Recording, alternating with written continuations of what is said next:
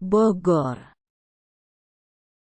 Kasus pembunuhan wanita bersimbah darah di Jalan Pangkalan 9, Cilengsi, Bogor, Jawa Barat, akhirnya terungkap. Pembunuhnya yakni seorang penjual kerupuk. Nama wanita bersimbah darah itu Rina Riwangsih, warga asli Garut. Rina ditemukan bersimbah darah di pinggir toko yang sudah tutup, dan viral di media sosial. Saat itu terlihat kepala jasad Rina ditutupi kardus. Jasad Rina ditemukan oleh pacarnya. Polisi menemukan bekas luka tusuk di leher Rina.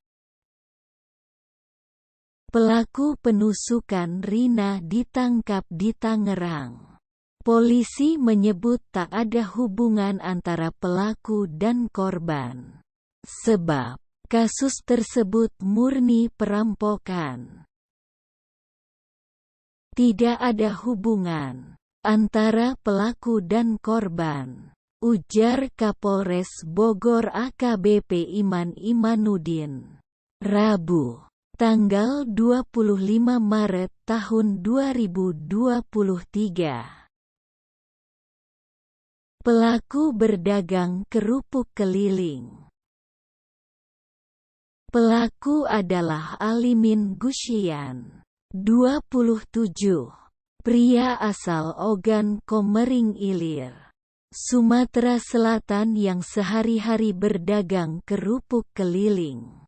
Iman mengatakan, Alimin ditangkap setelah buron selama 21 hari. Pelaku ditangkap di stasiun Sudimara Tangerang saat hendak berjualan. Profesi pelaku tukang kerupuk keliling.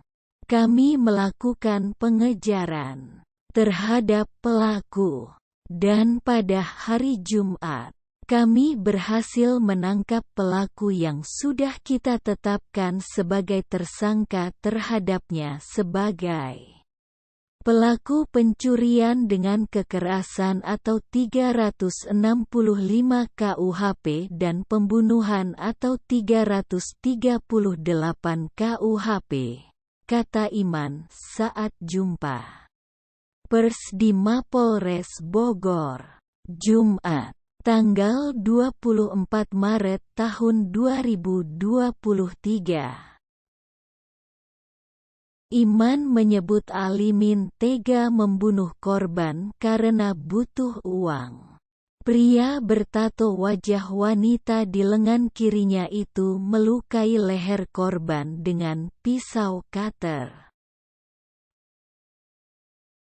Petik 2. Alasan dibunuh.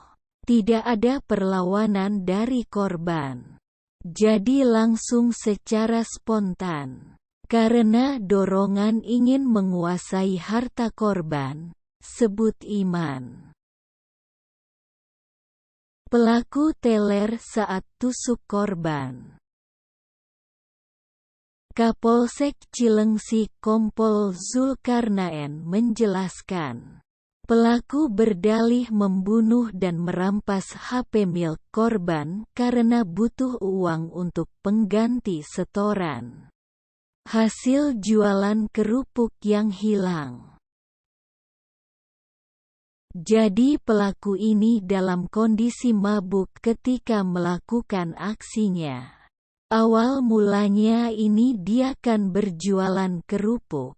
Awalnya di Jatinegara bertemu dengan seseorang yang kebetulan mengaku satu suku.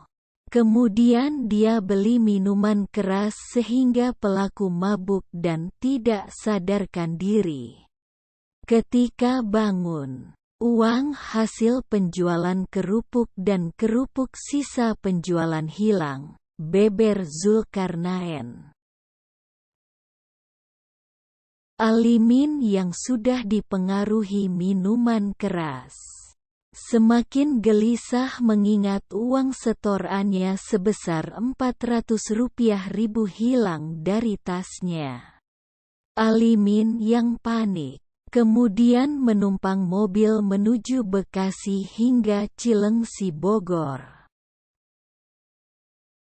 Akhirnya pelaku luntang-lantung dan bingung, sehingga melihat korban di pinggir jalan sedang memainkan handphone yang dalam posisi dicas. Sehingga timbul niat pelaku untuk melakukan perbuatan itu.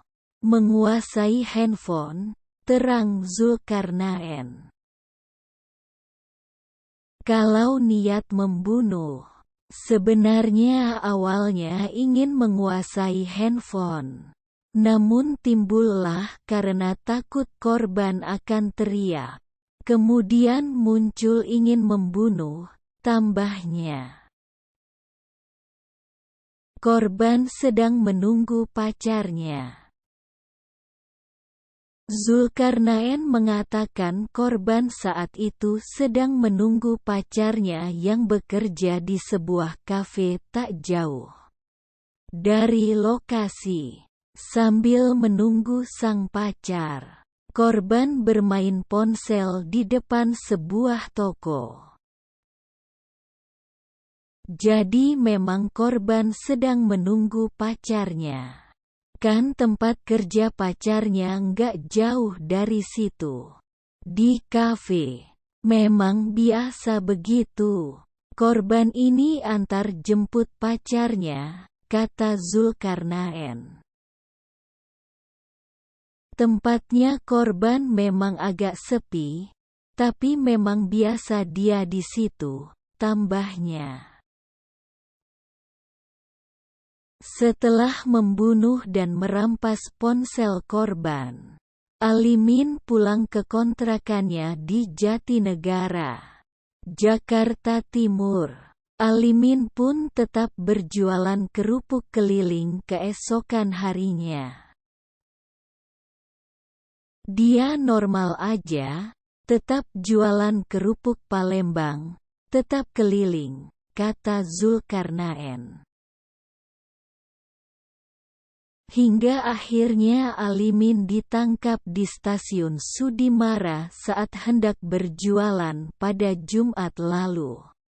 Kepada polisi, Alimin mengaku sempat menjual ponsel korban seharga Rp150.000. Uang tersebut kemudian digunakan untuk membayar uang setoran kerupuk. Selang 5 hari kemudian, pelaku menjual HP korban ke saksi UA seharga Rp150.000. Uang itu kemudian digunakan untuk bayar setoran kerupuk yang awalnya hilang itu, kata Zulkarnaen.